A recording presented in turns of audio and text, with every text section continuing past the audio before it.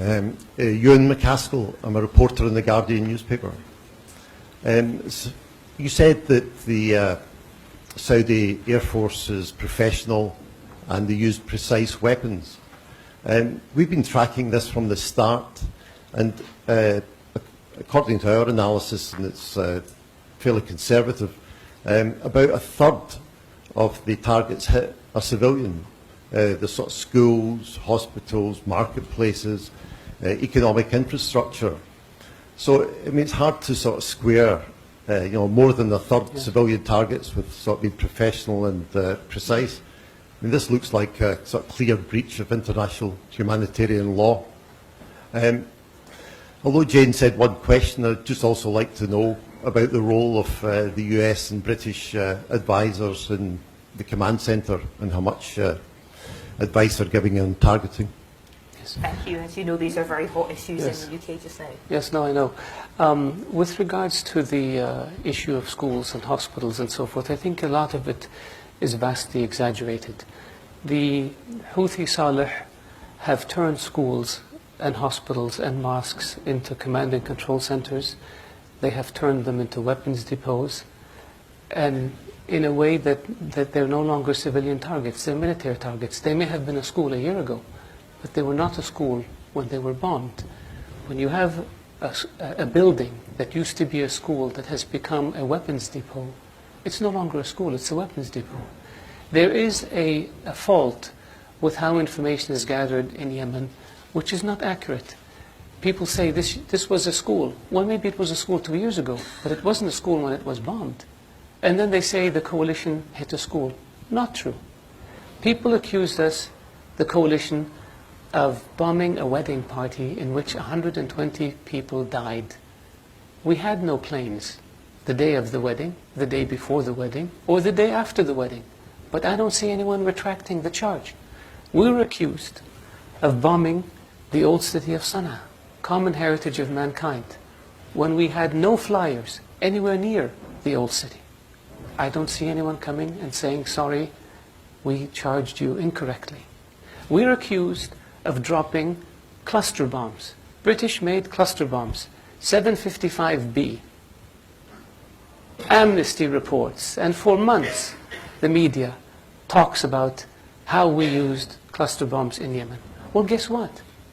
The cluster bombs were bought in 1985. By 2005, they were obsolete.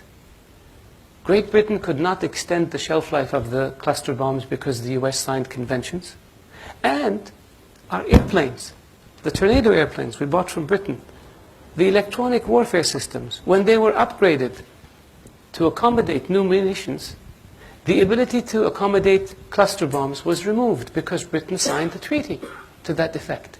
So, if you have a bomb that's a dud, and you have a platform, the airplane, that can't use the bomb, how can we have dropped it? Where's the logic? Okay, there's a bomb in Yemen that didn't explode, so we're investigating to see how it got there. But people jump to conclusions when it comes to Saudi Arabia and the coalition, and then things get exaggerated and gets repeated, and it becomes a fact. And nobody takes a step back and says, wait a minute. Let's be reasonable. Let's have an informed discussion. What interest do we have in killing children in Yemen? Yemen is our neighbor. We have been by far the largest supporter of Yemen for the past 40 years. By far. We have 4 million Yemenis living in Saudi Arabia. Why do we want to antagonize them? I don't see criticism about child soldiers by the Houthis. I don't see criticism about indiscriminate bombing by the Houthis. I don't see criticism about the Houthis violating international resolutions and taking over a country. I don't see criticism of the Houthis lobbing ballistic missiles at Saudi Arabia. But I see criticism of Saudi Arabia in defending a legitimate government based on international law and based on United Nations resolutions. So yes, is there collateral damage in war? In every war there is collateral damage. The objective is to try to minimize it. The objective is to try to be as careful as possible. And when an incident happens and you investigate and you realize maybe the intelligence was wrong, okay, we need a better system of vetting it. If you realize maybe the procedures were inadequate, you put in place procedures to ensure that it doesn't happen. This is what your military does. This is what the American military does. This is what the Saudi military does. This is what the Emirati military does. This is not what the Houthi Saleh does. They shell indiscriminately. They starve people. They hijack humanitarian assistance.